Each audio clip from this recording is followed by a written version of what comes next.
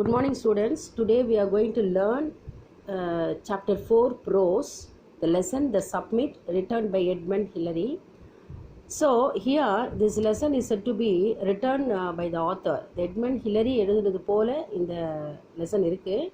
அவர் ஒரு முறை வந்து எவரெஸ்ட்டு சப்மிட் ஆஃப் த எவரெஸ்ட்டை ரீச் பண்ணணும் அப்படின்னு சொல்லி நினைக்கும் பொழுது he started his journey along with few of his friends. அவர் ஒரு கொஞ்சம் பேரோட அந்த ஜேர்னியை ஸ்டார்ட் பண்ணுறாரு. இந்த லெசனை நான் ரீட் பண்ணி அது என்னன்றதை நான் உங்களுக்கு சொல்கிறேன். Sir Edmund Hillary's own words tells how the summit of the Everest was reached. So அவர் தான் சொல்கிறாரு எப்படி அவர் வந்து அந்த எவரெஸ்ட்டை வந்து ரீச் பண்ணார் அப்படிங்கிறத. On May 28 there were 6 men at camp 8 on the south pole. போல்ன்றது வந்து அடிப்பகுதி. Edmund Hillary, Tenzing, George Lowe, Alfred Gregory and the 2 ஷெர்பாஸ்ன்றது வந்து அவங்க இருக்க மக்கள் 2 பேர். ஸோ இந்த 8 பேர் கொண்ட குழு வந்து கிளம்புறாங்க. பெம்பா அண்ட் ஆக்னிமா அவங்க பேர். But Bempa was too ill to climb. The others, heavily laden, climbed that day to a night of 27,900 feet. So 27,900 feet வந்து அவங்க climb பண்ணுறாங்க. Here Hillary and Tenzing put up a little tent. climb பண்ணி அங்கே வந்து மற்றவங்களும் அங்கேயே stay பண்ணிடுறாங்க. ஹிலரியும் டென்சிங்கும் மட்டும் என்ன பண்ணுறாங்க, அங்கே டென்ட் போட்டுட்டு இருக்காங்க. And watch the 3 companions go down the ridge back towards the south pole. So மற்ற 3 பேரும் இல்லை நாங்கள் வரல அப்படின்னு சொல்லிட்டு கீழே திருப்பி இறங்கி போயிடுறாங்க. As the sun set, Hillary and Tenzing crawled into the tent, put on all their warming clothing. இல்லை அவங்க என்ன பண்ணுறாங்க, அந்த ஹில்லரியும் டென்சிங்கும் அந்த குளிர் தாங்க முடியாமல் மேலே ஏற ரொம்ப குளிரும் இல்லையா. ஸோ குளிர் தாங்க முடியாத அவங்க 2 பேரும் என்ன பண்ணாங்க, டென்ட் உள்ளே போயிட்டு அவங்க வார்ம் க்ளோத்ஸ் எடுத்து மாட்டிட்டு அந்த டென்ட்டுக்குள்ளே போயிடுறாங்க. And wrinkled into their sleeping bags. Next morning at 4 a.m. on May 20th, they began to get ready for the climb. So அடுத்த நாள் காலையில் 4 மணிக்கு அவங்க என்ன பண்ணுறாங்க, அந்த டே என்ன டேட் சொல்கிறாங்கன்னா May 29th 4 மணிக்கு அவங்க என்ன பண்ணுறாங்க, ட்ராவல் பண்ணுறதுக்கு ஆரம்பிக்கிறாங்க. சரியா. நவ் த ஃபஸ்ட்டு பாயிண்டில் என்ன சொல்லியிருக்காங்கன்னா, we started up our cooker and drank large quantities of lemon juice and sugar and followed this with our last tin of sardines on biscuits. I dragged our oxygen sets into the tent.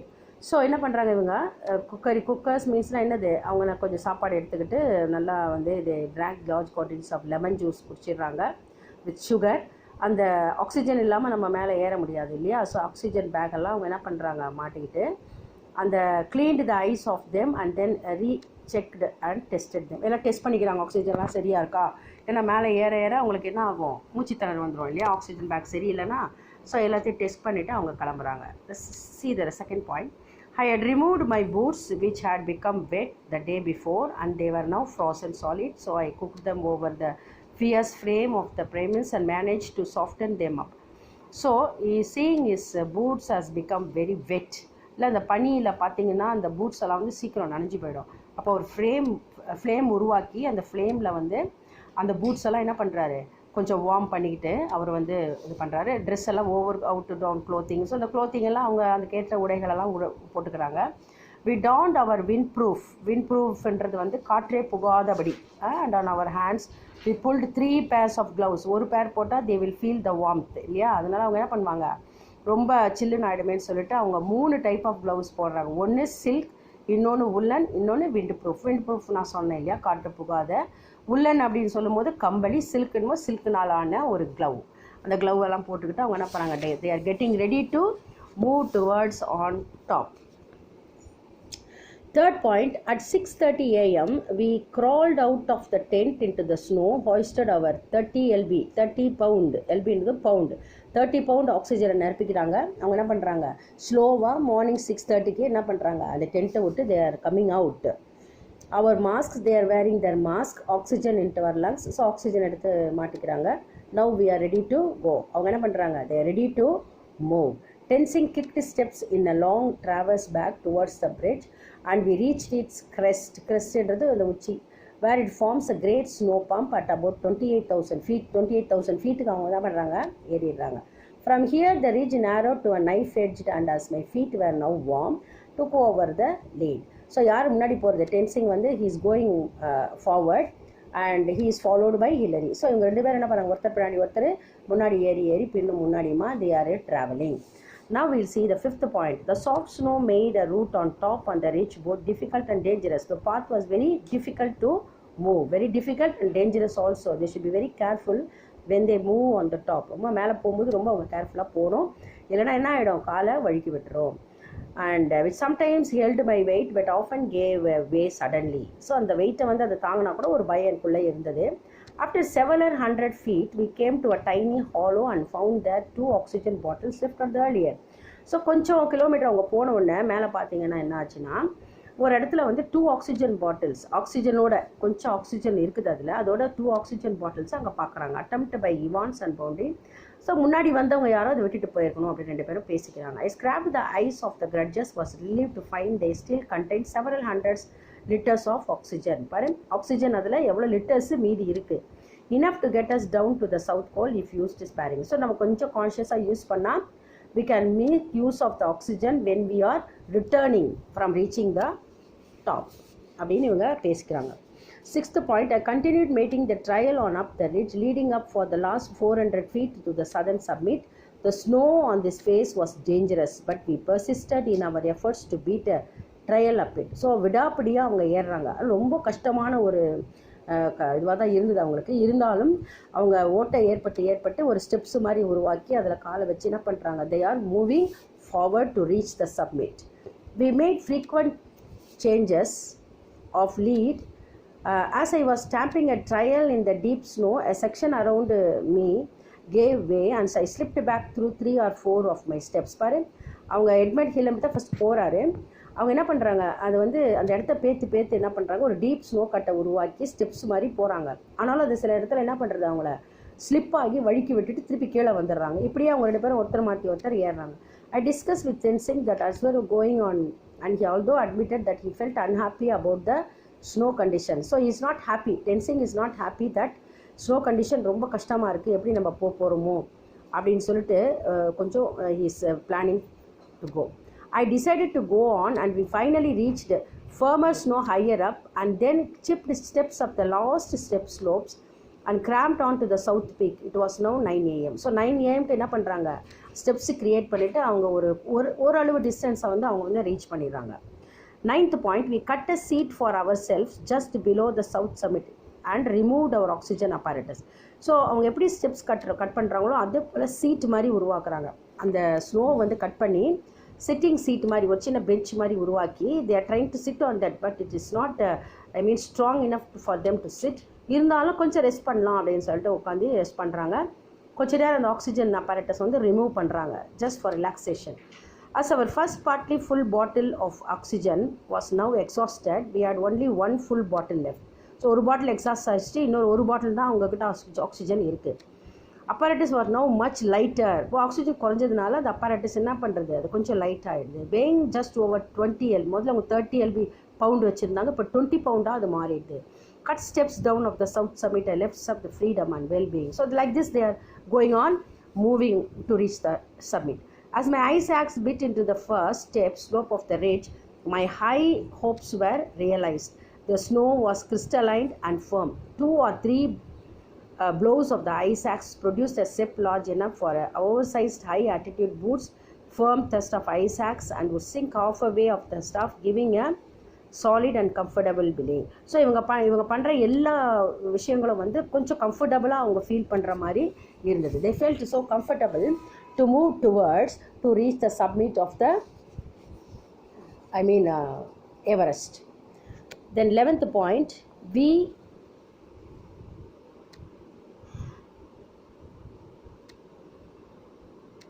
moved on one at a time.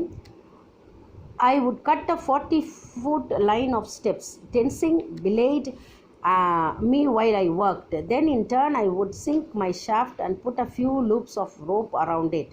So இவங்க எப்படி போனாங்கன்னா, எட்மின் வந்து முன்னாடி போயிடுறான், இந்த டென்சிங் வந்து rope விடுறாரு.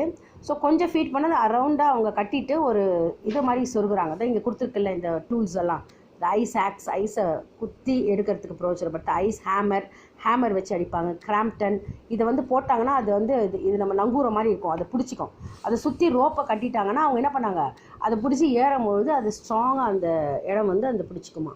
Tenzing protected against breaking up would move up to me. Then once as he belayed me, I would go on cutting. So அதே மாதிரி இவங்க என்ன பண்ணுறாங்க, ஒருத்தர் கட் பண்ணுறது, அதை போட்டு ஹூக்கை போட்டு பிடிக்கிறது, ரோப்பை சுற்றுறது, ஒருத்தர் ஏறுறது, திருப்பி இவங்க போயிட்டு அவங்கள கூப்பிட்றது. ஸோ ரெண்டு பேரும் டென்சிங்கும் எட்மண்டும் மாற்றி என்ன பண்ணுறாங்க, இதை போட்டு மேலே ஏறுறாங்க. 12th point, in a number of places the overhanging ice cornices were very large indeed. So சில இடத்துல இந்த ஐஸ் ஹேங்கிங்ஸ்லாம் கொஞ்சம் ரொம்ப பெருசாக இருந்தது. In order to escape them, I cut a line of steps down to, as I told you before, நான் முதல்ல சொன்ன மாதிரி அவங்க ஸ்டெப்ஸ் கட் பண்ணி ஏறுறாங்க. It was a great thrill to look straight down this enormous rock face and to see 8,000 feet below us. So அவங்க ஏறிட்டு கீழே திரும்பி பார்க்குறாங்க, 8,000 feet அவங்க மேலே போயிட்டாங்கன்றதை பார்க்கும்போது ஒரு மாதிரி பயமாக இருந்தால் கூட ஒரு அட்வென்ச்சர் மாதிரி அவங்க தே ஃபீல் ஹாப்பி, இல்லை வந்துட்டோம் அப்படின்னு ரொம்ப த்ரில்லிங்காக இருந்தது அவங்களுக்கு அந்த ஒரு காட்சி. So on the rocks and cutting handholds on the snow, we were able to shuffle past this difficult portion. So இந்த போர்ஷனை நாங்கள் தவழ்ந்து போக வேண்டிய ஒரு சூழ்நிலை எங்களுக்கு உருவாச்சு. தவழ்ந்து போனாலும் அதில் ஒரு அட்வென்ச்சர் எங்களுக்கு தெரிஞ்சிச்சு அப்படின்னு சொல்லிட்டு சொல்கிறாங்க. On its east side was another great cornice, and running up the full 40 feet on the step was a narrow crack between the cornice and rock. Leaving tensing to belay me as best he could, I jammed my way into this crack. So we created way in the crack. இல்லை அந்த crack மூலமாகவே அவங்க way create பண்ணி அவங்க அது வழியாக மேலே ஏறுறாங்க. I sank the spikes of my crampons deep into the frozen snow behind me and leveled myself off the ground. The cramponsன்றது தான் நான் இங்கே சொன்னேன் இல்லையா, இதுதான் அந்த crampons. அதை வச்சு அந்த இடத்த அவங்க வே கிரியேட் பண்ணி நான் சொன்ன மாதிரி மேலே ஏறி போகிறாங்க. 14th point, taking advantage of every little rock hold and all the force of knee. So அதாவது முட்டியை உந்தி அவங்க என்ன பண்ணுறாங்க, மேலே ஏறுறது. ஷோல்டர் அண்ட் ஸோ ஷோல்டரையும் முட்டியை வச்சு அவங்க முந்தி ஏறுறாங்க. And arms I could muster, literally cramponed backwards up the crack, praying the cornice remain attached to the rock. My progress, although slow, was steady. So இவங்க ப்ரோக்ரஸ் ஸ்லோவாக இருந்தால் கூட எப்படி இருக்குது, ஸ்டெடியாக இருக்குது, கொஞ்சம் நிதானமாக they are taking much interest and much strain to move forward. As tensing paid out of the rope, I inched my way upwards until I could reach over the top of the rock and drag myself out of the crack or the wide. So நான் சொன்ன மாதிரி ஒருத்தன் போயிட்டு அடுத்தவரை என்ன பண்ணுறாங்க, track பண்ணி மேலே கூப்பிட்டுக்கிறான். 15th point, for a few moments I lay beginning my breath, and for the first time really felt the fierce determination that nothing now could stop us reaching the top. கஷ்டப்பட்டா கூட இனிமேல் நாங்கள் மேலே போகிறத யாராலையும் என்ன செய்ய முடியாது, தடுத்து நிறுத்த முடியாது. Nobody can stop us reaching the summit. I took a firm stance on the ledge of the signified of tensing to come on up. So நான் போயிட்டு டென்சிங் வர்றதுக்கு நான் அவனுக்கு உதவி செஞ்சேன் அப்படின்னு சொல்கிறார். The top like a giant fish when it has just been hauled from the sea after a terrible struggle. So நாங்கள் என்ன பண்ணோம், எப்படி தொப்புன்னு மேலே ஒரு இடத்துல நாங்கள் விழறோம், எப்படி விழறோம், தண்ணியிலேருந்து வெளியில் வந்த ஃபிஷ்ஷு எப்படி கொஞ்சம் நேரம் அப்படி மூச்சுக்கு திணறோம், அது மாதிரி திணறி நாங்கள் என்ன பண்ணோம், கொஞ்சம் நேரம் கழித்து ரிலாக்ஸ் பண்ணோம். The ridge continued as before, giant corners on the right, steep of the staff of the left. The ridge carried the way to the right. We have no idea where the top was. So இவ்வளோ தூரம் ஏறி கூட எங்கே அந்த top இருக்குதுன்ற ஒரு ஐடியாவே எங்களுக்கு இல்லாமல் போச்சு. Another higher one would swing into the time was passing and the ridge seemed never ending. So நேரம் பாட்டு கடந்துக்கிட்டே இருக்குது, அந்த எங்களுக்கு என்ன செய்யலை, எங்களுக்கு நெவர் எண்டிங்காக போயின்னு இருக்கு. There is no end. That means அந்த சப்மிட் எங்களுக்கு கண்ணுக்கு தெரியவே இல்லை, அந்த எவரெஸ்ட் சப்மிட். நாங்களும் ட்ராவல் பண்ணி போயிட்டே இருக்கோம் அப்படின்னு சொல்கிறாரு எட்மண்ட். அவர் original zest had now quite gone and it was turning more into grim struggle. So எங்களுடைய அந்த ஆதங்கம் கொஞ்சம் தணிஞ்சு நாங்கள் கொஞ்சம் இங்கே என்ன ஆரம்பித்தோம், அந்த ஸ்ட்ரகிள் கொஞ்சம் we are struggling. இந்த சூழ்நிலையில் நான் கொஞ்சம் ஸ்ட்ரகிள் பண்ண ஆரம்பித்தோம். I looked upward to see a narrow snow ridge and we stood on top. So அந்த நேரோ ஸ்டிச்சை நாங்கள் running up to a snowy summit அப்படி நிமிந்து பார்க்கும்போது அது எங்களுக்கு கண்ணுக்கு தெரிஞ்சுது, கொஞ்சம் எங்களுக்கு ஒரு தைரியம் வந்தது. ஐஸ் ஆக்ஸை மறுபடியும் நாங்கள் என்ன பண்ணுறோம், முந்தி தள்ளிக்கிட்டே நாங்கள் போகிறோம். My first feeling were of relief that there was no more steps to cut. So இனிமேல் நாங்கள் ஸ்டெப் கட் பண்ண போகிறதில்ல. We have hope to reach the particular place. It was 11:30 p.m. The ridge had taken us 2.5 hours. So 2.5 மணி நேரம் ஆச்சு. 11:30 மணிக்கு நாங்கள் என்ன பண்ணோம் அந்த ரிட்ஜுக்கிட்ட. But it seemed like a lifetime. அப்பாடா உயிர் வந்துச்சு அப்படின்ற ஒரு சூழ்நிலையில் நாங்கள் சேர்ந்தோம். To the east of a giant neighbor explorer, to the west we could see the great explored ranges of Nepal. So அங்கே வந்து பார்க்கும்போது அவங்களுக்கு அந்த ரேஞ்சஸ் ஆஃப் நேபாள் வந்து அவங்களுக்கு தெரிஞ்சுது மேலேருந்து பார்க்கும்போது. இதில் வேறு ஒன்றும் இல்லை.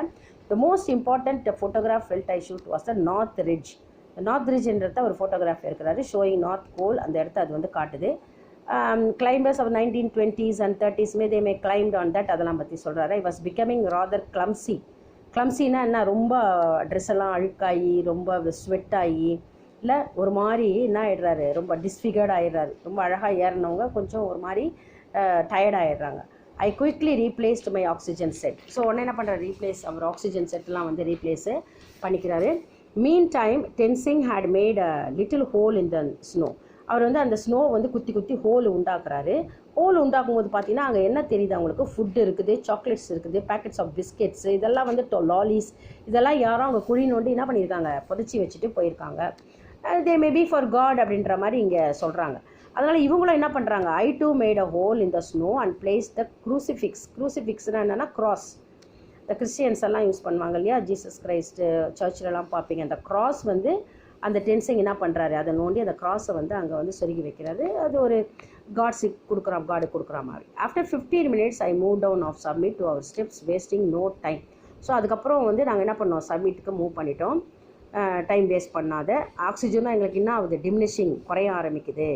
Back on to the south peak we are back. So அதை போய் தொட்டுட்டு இதெல்லாம் நாங்கள் புதைச்சி வச்சுட்டு அந்த இடத்துல கொஞ்சம் நேரம் இருந்துட்டு அங்கே ரிட்டர்ன் கீழே என்ன பண்ணிடுறோம், கீழே நாங்கள் வந்துடுறோம். We were coming down. We were now very tired. எனக்கு ரொம்ப டயர்ட் ஆகிடுச்சு. Few litres of oxygen left. எங்கள் பாட்டிலில் கொஞ்சம் லிட்டர்ஸ் ஆஃப் ஆக்சிஜன் தான் இருக்குது. Reach of the tent. எங்கள் டென்ட்டை நாங்கள் ரீச் பண்ணிட்டோம். எத்தனை மணிக்கு, 2 மணிக்கு. With a last look at the camp that had served us so well. So எங்களுக்கு இந்த கேம்ப் வந்து ரொம்ப சந்தோஷமாக இருந்தது, எங்களுக்கு ரொம்ப ஹாப்பியாக இருந்தோம். The time passed as in a dream. So ஒரு கனவு போல் அந்த நேரம் வந்து எங்களுக்கு என்ன செஞ்சுது, கரைந்து போய் விட்டது. So a couple of 100 feet above the camp, they were George Lowe and Wilfred Noyes laden with hot soup. So இவங்களை யார் இன்வைட் பண்ணுறாங்க ரிட்டர்ன் வரும்போது, இந்த 2 பேரும் ஜார்ஜோ வில்ஃப்ரெடோ ரிட்டர்ன் பண்ணுறாங்க. என்ன வச்சுருக்காங்க, அழகான ஒரு நல்ல சூப், அவங்களுக்கு வேண்டிய சூப், ஆனால் ஹாட் சூப். இன்னும் மேலேருந்து வராங்க இல்லையா, சில்னஸ் இருக்கும். அப்புறம் எமர்ஜென்சி ஆக்சிஜன்லாம் வச்சுருக்காங்க. Tent my oxygen ran out. கிட்ட போய் சேரத்துக்கும் ஆக்சிஜன் முடியறதுக்கும் இவருக்கு என்ன இருந்தது, சரியாக இருந்தது. We crawled into the tent and with a sigh of delight. So sigh of டிலைட்னா ஒரு பெருமூச்சு, சந்தோஷத்தோடு கலந்த ஒரு பெருமூச்சோடு they collapsed into our sleeping bag. Sleeping பேக்ஸ்னால் என்ன, பெட்டில் போய் தொப்புன்னு விடணும் இல்லையா, ஒரு டயர்ட்னஸ் வந்துட்டா என்ன ஏதுன்னு கூட பார்க்காம, அதே மாதிரி இவங்க என்ன பண்ணுறாங்க, அப்படியே போய் தொப்புன்னு அந்த பெட் மேலே விடுறாங்க. So they are very tired, they become very கிளம்சி. ரொம்ப டயர்ட் ஆகிடுறாங்க, ட்ரெஸ் எல்லாம் ரொம்ப அழுக்காகிடுது, அவங்கள பார்க்கவே அவங்களுக்கு பிடிக்கல. அப்படி ஒரு டயர்ட்னஸோடு அவங்க என்ன பண்ணுறாங்க, they fall on the bed. Tent flapped and shook under the perpetual South Col gale. So இதுதான் இவருடைய கதை. ஸோ இந்த ஸ்டோரி, இந்த இன்சிடெண்ட்டில் வந்து this is real, I mean this is not story, this is a incident happen. Edwin ஹில்லரியோட கூடவும் இந்த டென்சிங்க்கும் இடையில நடந்த இந்த ஒரு எக்ஸ்பீரியன்ஸை இங்கே லெசனாக கொடுத்துருக்காங்க. Hope you understood the lesson. I will give a paragraph of this as the continuation of this lesson. Thank you.